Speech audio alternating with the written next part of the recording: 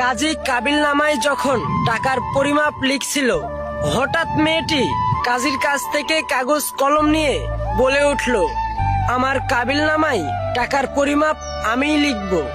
আমি যা লিখব আমাকে তাই দিতে হবে।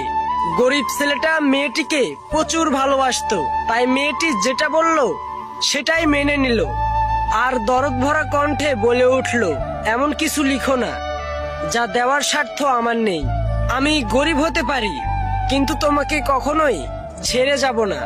মেয়েটা ছেলেটিকে চোখ রাঙিয়ে টাকার জায়গায় টুকটুক করে লিখে দিল ছেলেটির নাম, আর সবার সামনে চিৎকার করে বলতে লাগলো, যদি আমায় কোনোদিন ছেড়ে যায় তাহলে দেনমোহর হিসেবে আমি ওকে নিয়ে যাব। আজ কান খুলে শুনে রাখুন সবাই, প্রতিটি স্বামী স্ত্রীর সম্পর্ক বেঁচে থাকে বিশ্বাস আর ভালোবাসায়। আর আজকের সমাজে তো দেনমোহরকেই বেশি Likey